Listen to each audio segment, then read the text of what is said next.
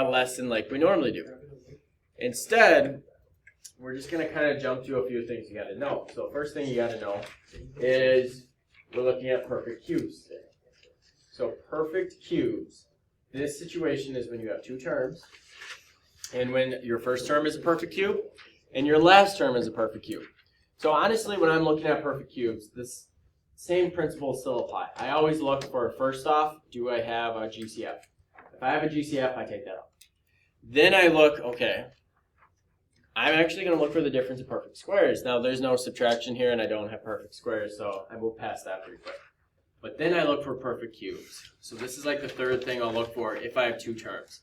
And so we have examples there, and I'm going to show you how to factor. Normally what we do is we actually do like synthetic division, and we come up with this pattern on our own. But since we only have the 35-minute class, we're not going to do that. Now, this list of numbers are numbers that we should get comfortable knowing. But the thing about these numbers is if I go, hey, what is the cube root of 216? You can tell me it's 6. If I ask you what the cube root of 27 is, you can tell me it's 3. So it's nice to have a list of numbers like this that you can just look at and go with. All right? I am thinking about leaving that list there like when you take your test. So then you don't have to worry about the calculation as much. You can just apply what you know. Especially since you don't have calculators for that test.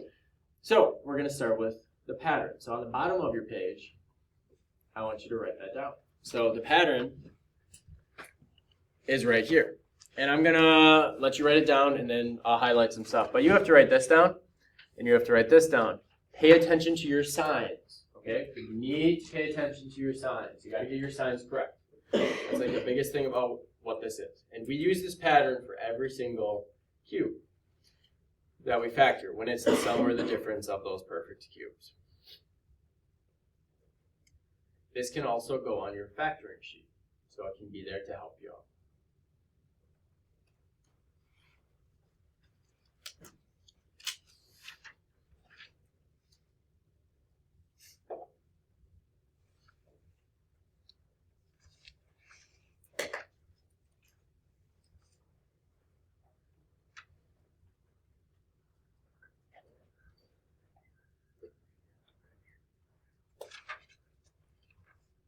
Okay, I want to just point out a few things while some of you are finishing up, is when we are given the sum or difference of perfect cubes, we're given one of these.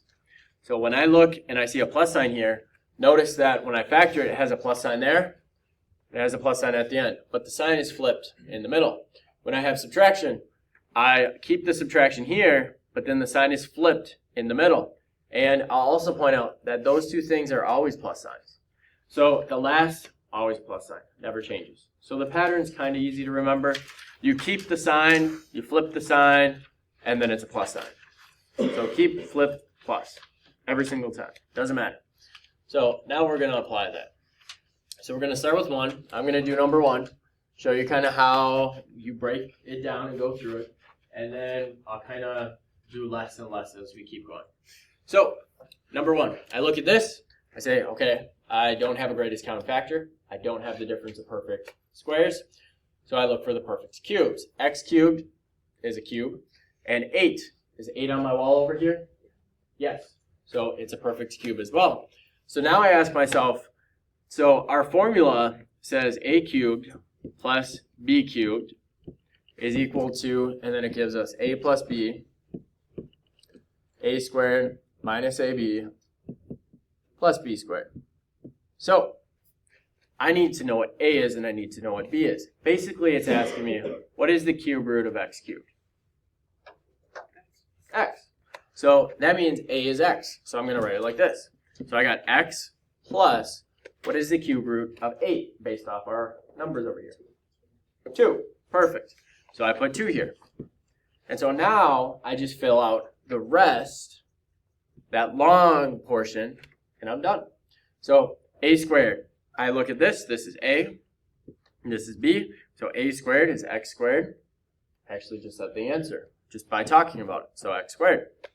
Then I put a minus sign. That's part of the formula. So you don't even have to think about the numbers really. You just plug it in. Boom.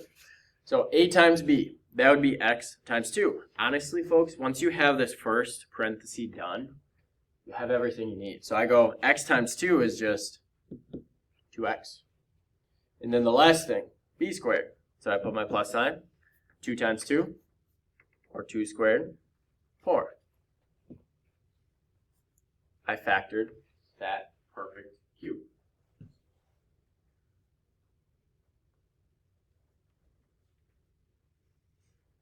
Questions?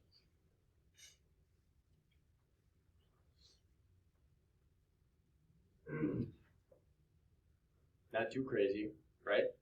Probably the nicest factoring if you get it, but if you don't, then it's like, what the heck is going on? So let's do another one. So I'm just erasing this so it's out of my way. But then here I got subtraction. So that means that this is going to be a minus b.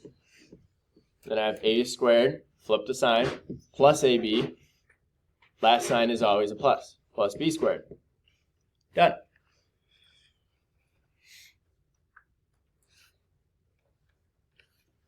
So now, what is a for the first thing? Just x. What is b? 5. Very good. Yeah, it's just our base over there. So I put x minus 5. And then I go through. A squared. Well, that's x. So that's x squared. And I put plus x times 5. So I get 5x. And then I go b squared. So I got 5 squared. I get 25.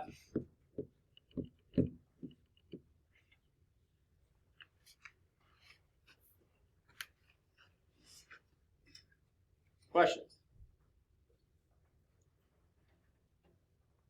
Some of you might have a question. You're like, does it get more difficult?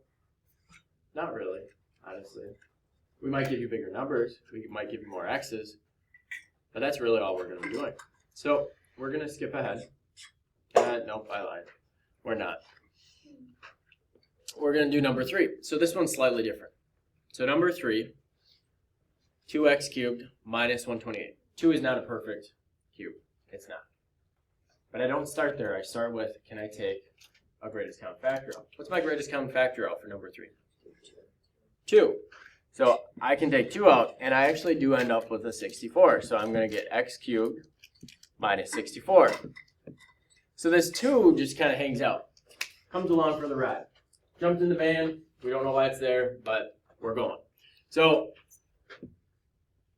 I do the same thing I've done on the previous ones. So I have a minus sign in there. So I'm going to have a minus sign here. And I can actually put all my signs in, which means I have a plus sign and a plus sign.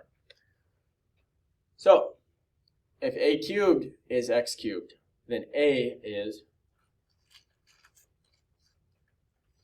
x. Yeah, so I put x here.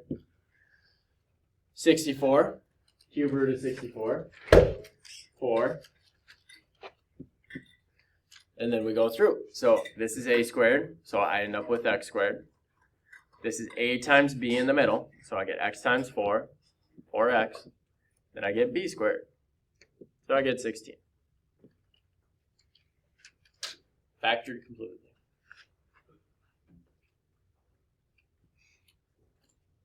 Questions?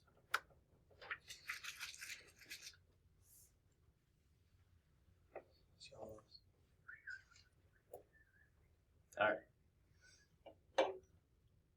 We doing all right? Okay, flip the page, or look at the next page.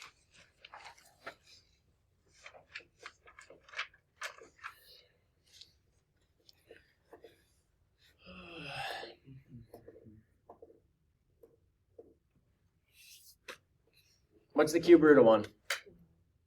Yeah, 1. All right, I want you to try this one. I'll give you a minute, and I'll write the answer up on the board, and you can check it out.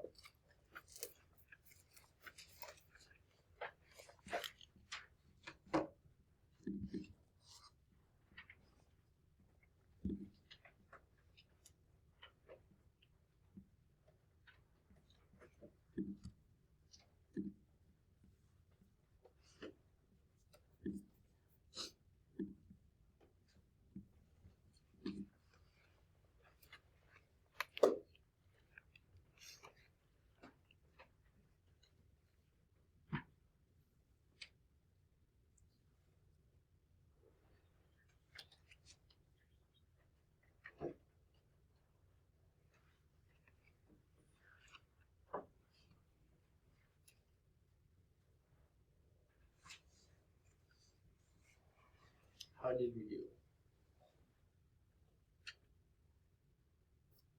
Question, does it matter if you put like -1x or just -x?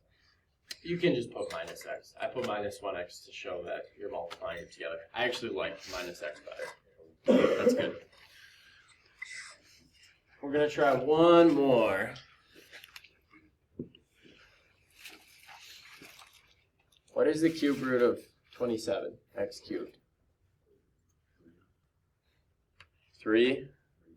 3x. What's the cube root of 125? 5. So honestly, that's just our first parenthesis. I got a minus sign there. I'm going to put my signs in over here, but then I'm going to let you try it. So this would be a plus and a plus because that sign's a minus, so that changes that sign.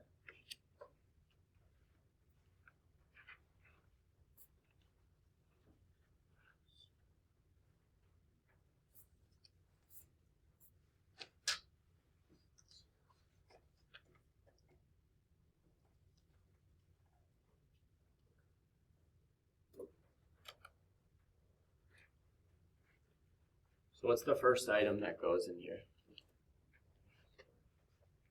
Yeah, 9x squared. What do I put right here? 15x. Yeah, I'm just multiplying the 3x and the 5. And then our last I'll just put in is 25.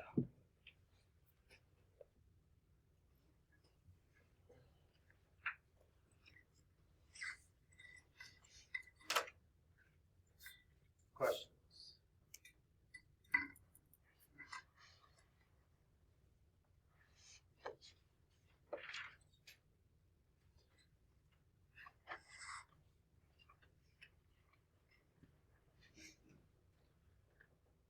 We're going to backtrack.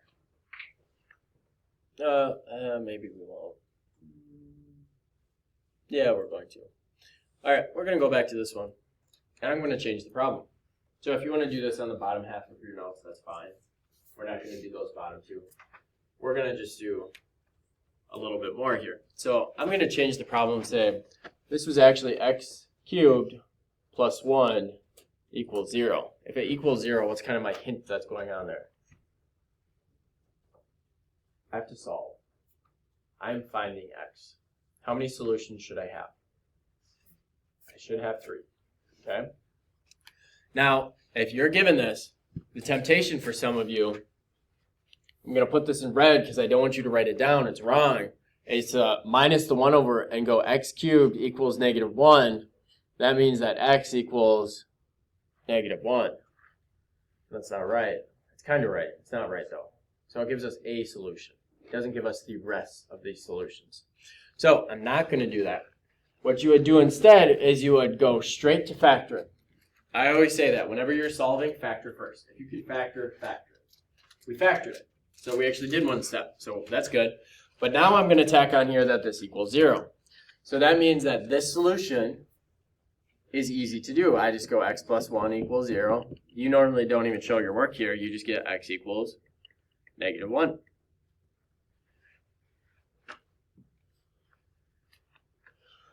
Next one, though. So now you're looking at x squared minus x plus 1. Can I factor? No. So then I have Shrek method, which I can't do because I have an x. So that's gone too. So then I can complete the square, or I can do quadratic formula. Would you want to complete the square on this one? Why not?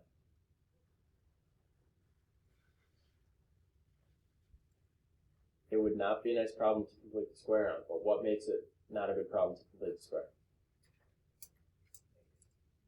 What? That's actually, that negative is the reason we won't complete the square. Not because of the sign, though. Because what's half of 1? It's 1/2. You want to start squaring fractions and going with that? No, it's probably not the nicest. So instead, we're going to do quadratic formula. So we're going to write it out. So x equals, I'm going to go -b. So I got 1 plus or minus the square root. I'll come back to that. And then I got 2 times a. So that's just 2. Now, I won't lie to you. This problem right here, 100% fair game for the no calculator test. Okay? You can do this one. Okay, you may not believe you can, but you see how you can do it. So now I go here. So inside here, I have 1 squared, or negative 1 squared. What's negative 1 squared? 1. All right, see? I already did that. Then I go minus 4 times a times c. A is 1 and c is 1. What's 4 times 1 times 1? 4. All right, so you also did that one. So we got this. So I get 1 plus or minus square root of negative 3 divided by 2.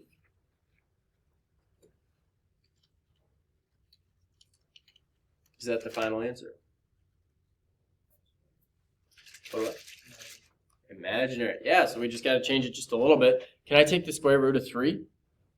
No, so it stays. So I get 1 plus or minus I square root of 3 divided by 2.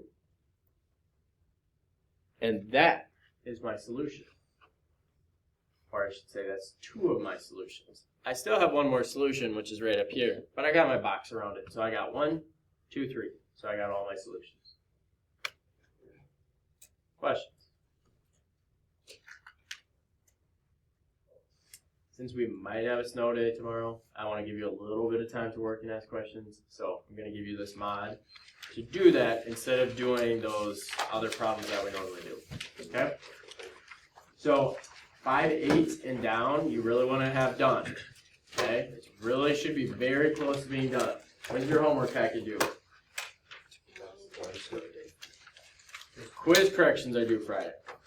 Homework packet is due on the 17th. So when you walk in that door, you're not doing any homework in class. Okay? We have other stuff for you to do. So 17th, your homework packet's due. You can turn it in the 16th if you want. You have a homework, a Toyo day that day. So just remember that.